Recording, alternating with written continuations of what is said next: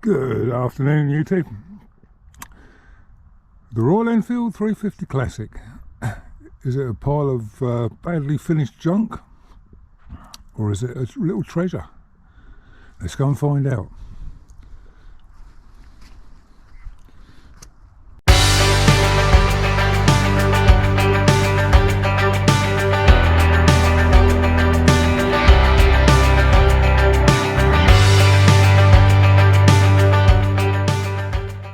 Hello there, right, let's have a look.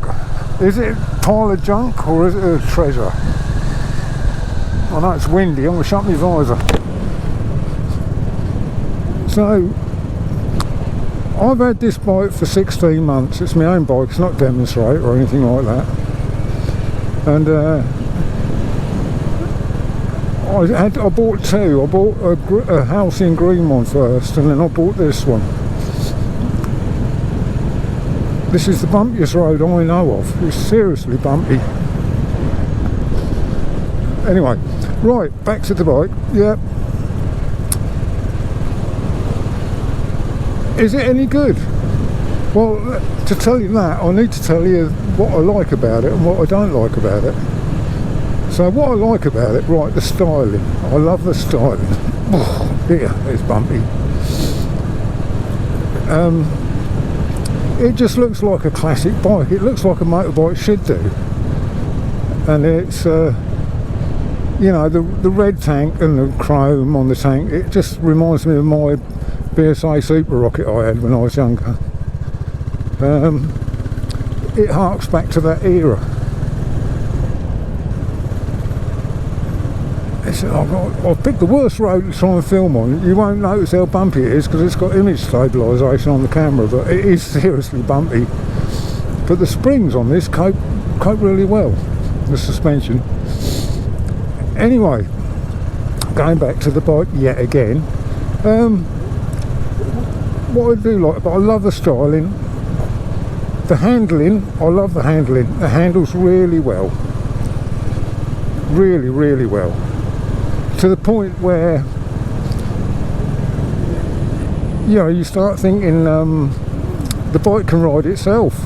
You know, you can be thinking about all sorts of other things, and the bike just, you know, whatever you throw at it, it does. It just chuck it in the corners if you want. I'm going to pull up here a minute because there's something here that you don't normally see. That's where the doctor lives. I don't know if you can see that. It's a TARDIS. That's the most unlikely thing you'll find out in the Suffolk countryside. Anyway, right, there we go. Moving on again.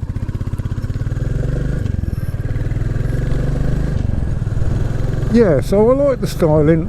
The handling's really good compared with anything that's gone before.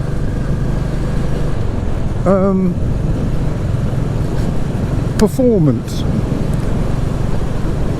Well, when it was released and they said it's got 20 horsepower, I thought, oh dear, that ain't enough. But having said that, I've got a Honda Varadero 125, which is a little V-twin water-cooled fuel injected thing, and that's only 15 horsepower, and that'll sit there at 80. Mind you, that is at 12,000 revs. So yeah, I think it's horses for courses. This has got ample performance for these sort of roads that I'm on now. It's lovely. And if you want to go on the dual carriageway, it will do 70. And it will hold 70 as well. You know, it's a good little bike. And the other thing is a 350. Hello, we've got a bit of flood in here. The 350 is a sort of forgotten capacity in the UK. I mean, in the 50s, 60s, there was like nothing but 350s. You know, they're everywhere. But it's not a common capacity now. But Royal Enfield have stuck with it. So yes, comfort. I can do 200. The most I've done in a day is 220 miles on this, and I've got off at the end of the ride and not felt like I've been in a pub fight, which is what it's all about, isn't it? the seat is really comfortable. I've lent this one to my son. He had it for a few weeks. Him and his wife used to go out. I mean, he's over 6 foot, and she's over 6 stone. She won't thank me for saying that, but there we are. That's my Christmas dinner gone then. Yeah, and he only overrode this with his good lady on the back. Well, he did actually come over to Stonham Barnes once with on his own, and he said it went exactly the same on his own as it did with 2 up. So, what's that tell you?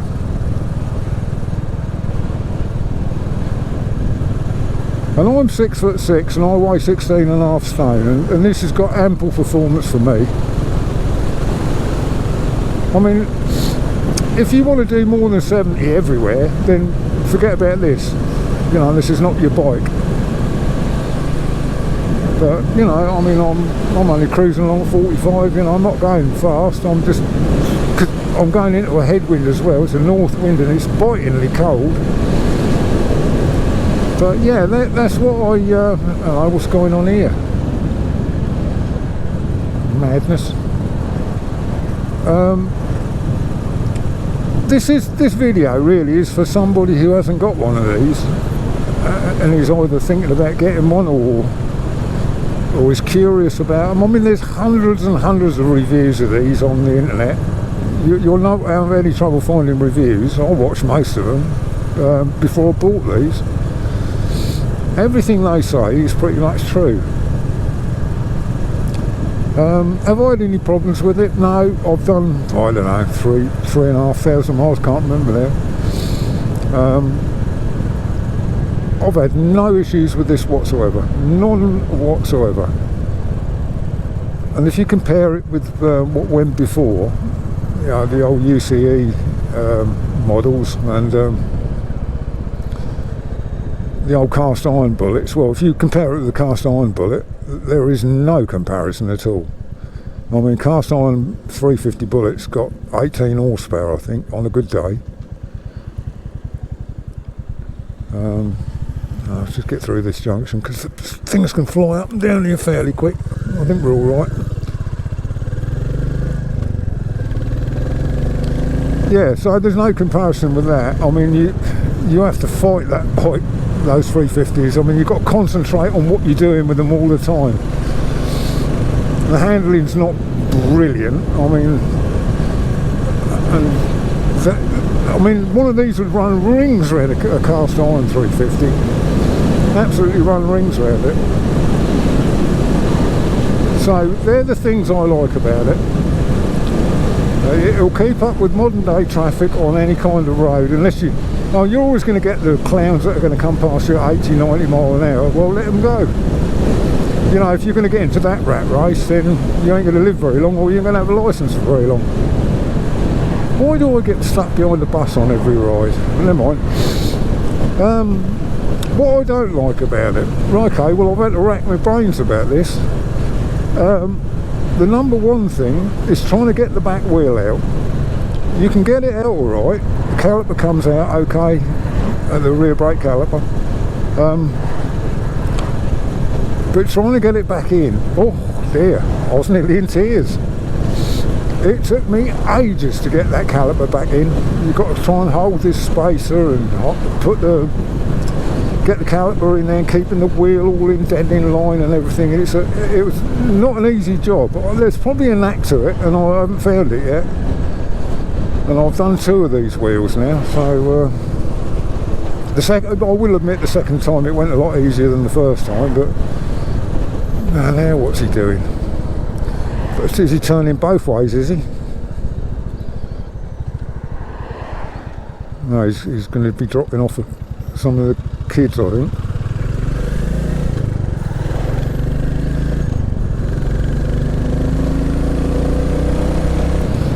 I suppose I'll have him right behind me now. So that's what I don't like. And the other thing I don't like is it takes so long to clean it. With all this chrome and everything, it's, you know, it does take a bit of getting cleaning.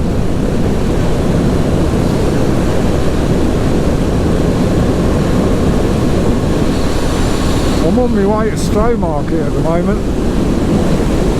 I've got to pick up a new leather jacket. I bought a new Tech Speed leather jacket, and they're a bit good, really. Well, the first one they sent me, I ordered it according to their sizes, but it was too small, couldn't get it across me. So I sent it back, and I've got a replacement come, so I'm just going to pick that up.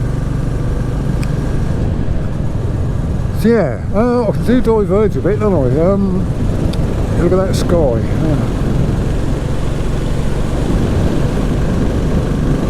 Well, so you've got to come back to the question right at the beginning: is this badly made trash or is it treasure? Well, it's got to be treasure, I'm afraid. Top of the heap. It's a lovely bike. I can't find any fault with the finish or anything. There's no thumbprints in my paint on my tank. I know that was a standing joke, really. Somebody found a thumbprint or something in the paintwork of their tank.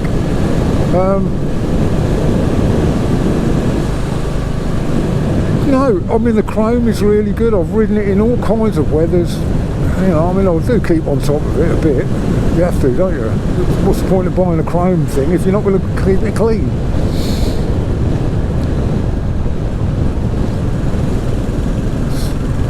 So yeah, it's a cracking bike. It is a cracking bike, and it's got a fair old bit of go in it, really, for a little 350. And I think if you're going to start tuning them, putting cams in them and DNA filters, and I mean, this is bog stock. This is. I think if you're going to have to do all that, I think it's a waste of time, because a week of riding it after you've done the modifications, you'll be completely used to it, and you'll just think, oh, this is the norm now. And you'll be wanting more.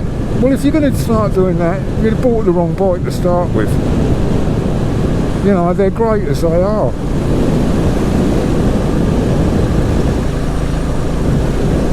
They're just a great handling, great, comfortable bike, smooth, quiet. What more can you want? Can't fault the factory tyres, they're Seat tyres. I think that's how you pronounce it. Or seats or something, or whatever they are, but they do hold the road, I will say that.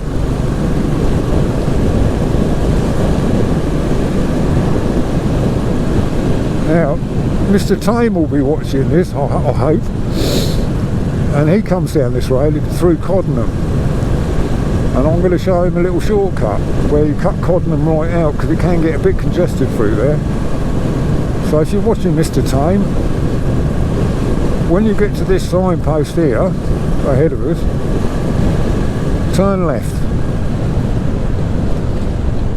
Like everybody else will now, I suppose. And that bypasses Coddenham completely.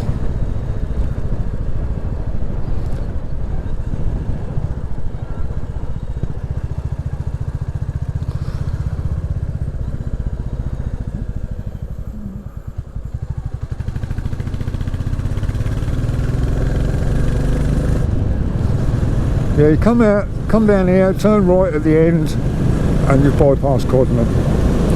It's a good little dodge round.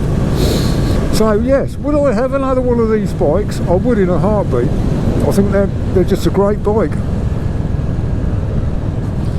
I mean, I've had two, like I say, but I at the time I just thought, oh, I don't really need two. But so I'll let the other one go. It's gone to the Norfolk Thunderbolt. I think I've said that in the last video and probably the one before, but so hopefully he'll be happy with that. You stay there, mate. I'm only little.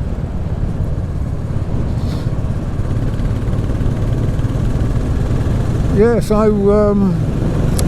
I think they're just a great all-round bike. I can't find fault with them. Really can't. Really can't. If you're a new biker and you're looking for an upgrade, seriously consider one of these. They're really nice. They're really nice, and they're you know, they'll get you off for 125. I mean, you've got double the CC for a start, haven't you? More than double. So yeah. Anyway, this video is going to go on and on and on. So I'm going to stop here, turn the camera off, and I'll see you on the next video. Thanks for dropping in, and